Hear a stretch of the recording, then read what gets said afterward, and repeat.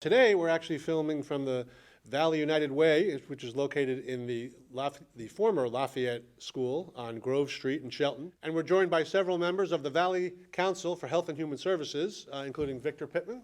Thank you for coming, Victor. Appreciate it. And your role here for the council is? I'm a vice chairman. Vice chairman, okay. And Pam Mautte. And your role? I am the chair of the council. Oh, excellent, excellent. And next we have Heidi Zavatone-Veth, is it? Yes, you got it. That's right. And I'm the coordinator of the council. Oh, good, okay. And Marilyn Comack? I am the first chair, Oh, excellent. so I've been around a while. Okay. And your current role now is? Right now, I'm on the executive committee, Good. and all the past chairs join the executive. Oh, really? And that's Okay. how we make up the. Oh, that's good. That kind of reminds me, we had the Rotary Club on Yeah. before, and they have, when you get elected president, you're, coming president, current president, and then past president, so you actually serve multiple terms, even though you're technically. Right, and then we have at large, so we have a broad. Oh, good, good.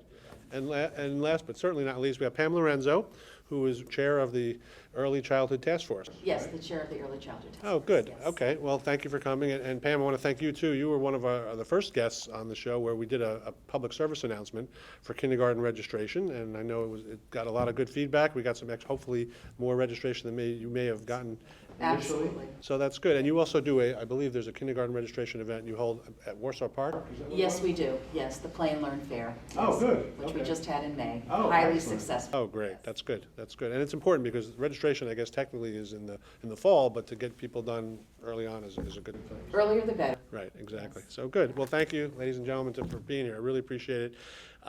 It's nice because it kind of bodes well. We must have mentioned it at the Valley Council, I don't know how many times on the show already, from the time, Jack Walsh and Joe Pagliaro, and from the United Way's perspective. I mean, and my understanding is they are the fiduciary for the Health and Human Services, so there's a huge connection there. I mean, we're filming from, where they're located, and, viewers will see some of the murals on the wall. So there's that. But the other reason I've been very high on having you on the show is, we will discuss this, is the Valley Cares Report that the council puts out. Literally, just flipping through it, it seemed like it was almost like an agenda for what to cover on this show, because you talk about, what goes on in the community, and how many people, go to the concerts on the green or the library, just uses of sources, things that, honestly, I'm very curious as to how you get that data, and we can certainly talk about that, because you can sort of get rough estimates, but it seemed very detailed, which I was really impressed, and you could literally do a half-hour show on every single topic and really get into the nuts and bolts of how those things, but, at least for here, we'll try to cover just kind of overview of what it does. But I guess probably the best way, I think, from a viewer's perspective is to talk about how the council got started, what's the history, where it was, where it is now, and maybe where it hopes to be. And, Marilyn, if you want to start with that would be great. I think it's important to understand the history because we really came together around what we had identified was a problem in the valley, and that was around substance abuse. Mm-hmm. And a group of very interested people wanted to decrease or prevent substance abuse. Mm-hmm. So we did come together and formed the Valley Substance Abuse Action Council. And then And that's otherwise known as VSAC, right? That's, right. okay. And Pam is still involved in the director of that. Okay. And then also the state, at the same time, the state was trying to redistrict and they wanted to split the valley up. Right. And we didn't want that. So we went to Hartford and we were able to influence the decision, and that didn't happen. Oxford kind of went toward Waterbury, but they said no, they wanted to relate to the valley. So informally, that's how we started. Then we decided it would be great to come together as a council. So in 1993, Jack was, reminding me, Jack Walsh at the Valley United Way, that we sent out a formal letter to the nonprofits, and we have others like Council of Governments, we have Griffin Hospital, we have several. So if you can clarify, so in other words, what is the Valley Council? Somebody hears that term. I guess my sense is it's a group of nonprofits, but so why nonprofits versus maybe nonprofits and for-profits? In other words, what kind of defines the council? Well, I think what defines the council is that we are a group of nonprofits coming together to help solve problems. I mean, one of the strengths is that we're able to identify a problem and then all come together around that to coordinate together and not to be competitive or territorial, and we just leave that at the door and we all come and say, okay, if it's early childhood, if it's developing a mental health crisis team, which we did, Leadership Valley started, you know, we're just going to really solve the problem together. And I think that's the impact. That's a good point, because I was at the first council meeting I was at, which is when I basically first started the show. And I mentioned to Jack, I mentioned to Heidi, and honestly, my expectation was, you know, you have this typical meeting where you have, you know, up 30, or now it's like 40, I believe, right? 40 members, so theoretically, you could have 40 directors or people representing each of the council. So I thought, you know, I'd be in a chair off to the side, and it was like, oh, by the way, there's this show, and I figured after the meeting, I would speak to people, you know, kind of on their way out, or if there was, you know, refreshments or something. And the next thing I know, you have a couple PowerPoint slides, why don't you talk about it? And it was sort of on the fly letting me talk about it, which was incredibly nice, for one. And two, it actually created, it was almost like a networking event, because literally right after the meeting, or even later on, because I had given my email and phone number, you know, I got calls from, you know, Kevin Bishop of the Housatonic Council, and Pam and I talked about, you know, doing this public service announcement. So it was just this, it was a great way. I couldn't think of a better way, since the goal for the show is to be about nonprofits, community. I mean, this was like hitting the jackpot as far as doing that. And you also mentioned the idea that it's a very sharing, open. I mean, I've worked, you know, as an engineer in corporate, more capitalistic America for 25 years. I had never been in a meeting where, first of all, you go around the room and everyone just does their own little, you know, here's what's coming up, and it's just a very, like I said, very collaborative effort, because, you know, if you think about it, you're all working towards, it's nonprofit. So right there, your mindset is about giving and not necessarily making money, and, you know, there's what's the bottom line and all that. So it's just the people who are going to be involved with a nonprofit, I would think fundamentally are going to have that personality. And, you know, that's one thing. But then to actually see it in action in these meetings was just amazing. And I just, you know, so again, that's one of the reasons, you know, I'm glad we were able to get this, you know, get the show together. But go ahead. And the Valley United Way has been so supportive. Like you mentioned, they were the fiduciary when we got our. We did membership dues because we had to support the council. Right. And they became the fiduciary of that. They've given us a lot of in-kind services. So it's been a good partnership with the Valley United Way. And now, when you went to, like, with that redistricting, you went up to Hartford. I mean, here you weren't really a group yet, or were you? So informal. Right. Well, if you're informal, I'm thinking you're going up to Hartford. You're dealing with the bigwigs. How did you get? What kind of credibility were you able to convey to have them listen to you?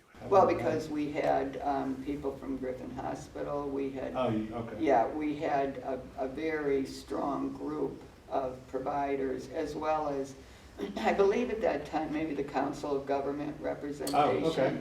We had economic development. We worked with our legislators because they didn't want to see it happen either, and so we were just able to. That's true. So you were speaking on behalf of your own, but really redistricting would affect things outside the council. So yeah, that's good. So you kind of have a unified effort that way. It's from a historical perspective or mission. If any of you want to jump in and kind of add to what, you know, where you see things going, or even just some accomplishments that the council has done so far.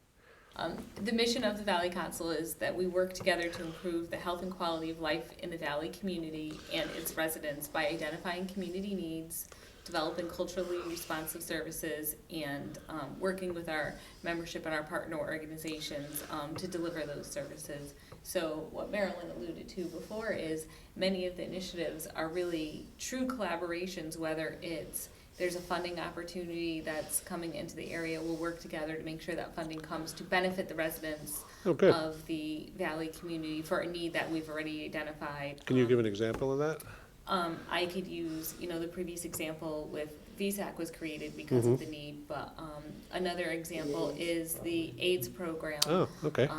For folks with HIV and AIDS, it came to originally the health department, and then we all worked together to see where it naturally fits. Another one would be the Early Childhood Task Force Collaborative, as well as some of the new programs at the Parent-Child Resource Center as well around children's needs that kind of sparked from the Early Childhood Task Force, where we're seeing these needs, or the Valley Cares Report, where we're seeing these needs, and then these opportunities happen to come up where we either seek the funding or funding is coming available, where we're able to better bring it to our communities to benefit the residents that live here. And it's good that you mentioned the health district. I mean, Karen Spargo's on the, and Amy Shields were both here today. They've already appeared on our show. And plus, so in a way, by setting up the council the way it is, we got this issue, a lot of times, sometimes you probably, I mentioned this to Jack, I remember we talked about, like, what if it doesn't fit with someone? But you got now 40, the odds are you're gonna find at least one, or at least who it makes sense to gear it around, and then, say, okay, if you need a subcommittee or things like that.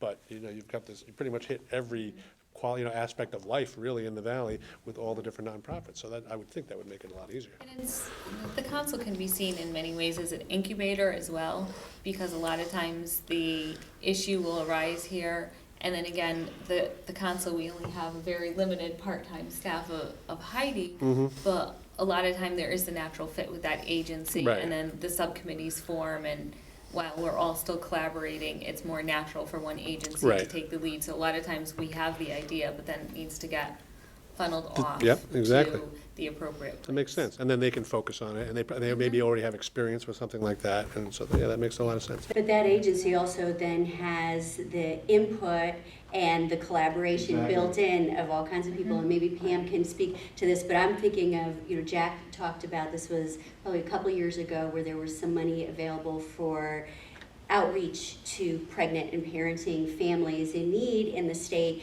and they were interested in the Valley, and he said he made one, he had to make one set of phone calls or one email, and a group of people came together over at Team in Derby. Right. There were probably 20 people right away to talk about how could we do this in the Valley, who would do it, and I don't know, maybe you could talk about what resulted, And and it really happened, we got the money in the Valley absolutely, for it. absolutely, did get the monies. And I think it's important to, Mark, just to talk about a little bit about what Pam, I'll allude to what Pam had mentioned about the subcommittees and the task forces. 15 years ago, we found a need through the Valley Council to make sure that our families are hooked into appropriate services. And that's how what is now known as the Early Childhood Task Force has come about. We used to be the Birth through 8 subcommittee of the Valley Council. And as years went by, myself being the chair even back then, looking for funding, looking for those supporters, and even the consumers to aid us in gaining some more perspective on what is happening with our families, in the Valley. And since then, we've come up with community plans for Ansonia, Derby, and Shelton, which we are now in the implementation stages of, making sure that everything that we put into that is going out into the communities. And as Heidi had mentioned too, monies are still coming into the Valley happily, to include some more home visiting, programs that we're offering to our families. Ansonia and Derby has a great one. There's the Nurturing Families Network program. There's Child First. There's Valley Kids Belong. And again, all of these came because, what are the needs of the Valley? Where can we best dispense our support and our efforts into our Valley families? And you mentioned Team too, who, again, they're the Team Early Ed has already been on the show as well. And there's the Valley, the Family Resource Center that's in the Team building. Do they, the Early Childhood Task Force, do you kind of collaborate with them? We do, absolutely, absolutely. And that all came about also because of talks through the ECTF, the Early Childhood Task Force. Again, what are the needs? How can we, best serve our families? That's good. And what's nice too is then you also work with other city agencies that maybe not, like the libraries. I know Kathy Williams is on the council, but I could see where there might be things that are just more municipal, but yet since you're covering the Valley, and it's like, or supplement the schools, for example, right? There's the school programs, and there's obviously counseling and leadership programs, things like that. But maybe for whatever reason, because of resource issues, you're able to pick up things at the schools, and then you can kind of work together that way. So that's a really good idea. And speaking about the municipalities, they've been very forthcoming also in funding for us. So the municipalities, the William Casper Graustein Memorial Fund funded a lot of our regional efforts for children in the Valley, which has been great. That really sparked, us being able to do what we can do, Play and Learn Fair, et cetera. So yes, and Team and United Way, Valley United Way has always been a fiduciary. The Community Foundation, I would imagine, was Absolutely, Valley and New Haven, yes. Oh, that's right. There's both. Yes. That's good. And the other thing you mentioned too about getting from municipal, if you had gone just to Derby or just to Oxford, then you're limited to that. But as soon as you make it a regional effort, well then, if every municipality, then you've got 6 municipalities helping out as opposed to just the one. So then it becomes, it's less burden on the taxpayer in that particular town, and then but meanwhile, you get the benefits of, all 6 or 7 towns, so that's really good. So, go I ahead. wanted to add another Yeah, benefit sure. that I've been able to experience myself is that I'm always looking for ideas of how to reach the community and also how to fund your services. But Mm-hmm. when you're in a collaborative, you're with other agencies who are dealing with the exact same obstacles. Oh, and yeah. it really it's beneficial to just socialize, to be of support, to get new ideas. I mean, if you were starting a nonprofit, if I was to say to someone, I'm looking to start, I would say, come to this meeting. I mean, you basically have 30 or 40 mentors that people, watch how they interact, first of all. But then, if you develop relationships, like you said, you might be able to then, talk to people, email them or text them and get some, along the way. Some networking. Because especially if you've already been through it. If you've already developed a nonprofit and you're looking to do that, I mean, I know like the libraries, not only in the Valley, but like Bridgeport, Easton Library, run these ongoing courses. It was at the Greater Valley Chamber Expo that they had. There was a booth where it's talking about some of these, how to start a nonprofit and how to, and all these things. So you could supplement that with real world, people who've done it, as opposed to just, just something that you learn as a textbook or things like that. So, I go ahead. think Victor makes a really good point, though, because I've been with the council for 5 years, and from the outset, I remember people within the group and people coming to visit from outside talking about, wow, everybody in this group, they talk to each other, they collaborate. It's something, even though nonprofits may have the same motivation and the same kind of wonderful people elsewhere in the state, that to have this level of collaboration is something that is really remarkable. And it's usually we think about how useful it is for somebody coming from the outside. For example, today we had at our meeting a representative from the Office of the Healthcare Advocate at the state who felt like the Valley community was underutilizing their services, and to be able to come and in one presentation reach this number of people, 30, 40 people who can then take it to their agencies, who will take it to their clients, is remarkable. But I think what you're saying is that this is challenging work, especially in these times. And I think that people kind of look towards this as a practical resource for ideas and networking, but there's something deeper than that. I think that happens too, that you get rejuvenated by coming together with people who share some of your same commitments and concerns. And that's something that's hard to capture. Oh, and I think it was, Because you're making a difference. I think that's the thing with yeah. what Victor is saying is, when we get together and we hear and we look back at our history and all the things that we've done, we can honestly look and say, we are making a difference to the Valley community. and I believe it was Jack who said, yes, it's a nonprofit, but if you're all competing for the same monies, donations, it could get competitive. It could be like, and there's friendly competition, like, oh wow, they're doing this. I wish we could do that. Let's do that. You kind of inspire other people just from hearing about, oh wow, there's that. But yet, you're still a collaborative. You're still like, oh, would you like this? Help me and I'll help you, kind of thing. And I think that's important, like because it could get to the point where if there's only a fixed amount in this economy and people or organizations are only able to give a certain amount of money, who do they decide to give out of 40 nonprofits? Where do they do it? And I don't think we've honestly, I'm thinking again in history, I don't ever remember us, at least it wasn't public, really arguing or saying, no, it's mine, it's yours. We really have tried to work that out for the benefit. That's really good. And the council's been here 20 years. We've just Right. celebrated our 20-year anniversary last month. But I think because of that, we're definitely a model in the state. But as Marilyn, just said, there's never any, it's almost decided upon where the logistical, who's the most appropriate or logistical fiduciary for it. But then many times through the collaborative, it's still funneled out for, I'm thinking of different collaboratives that we'd have where, we may get a grant or funding for a specific program, but there's another entity that is specific to do that. So we'll almost subcontract out I with see. them. Oh, wow. So that collaboration is. Well, that's good that you get that You're flexibility. getting that. I mean, there's a lot of that goes on within the council members. Right. With that natural collaboration and partnerships that we do have.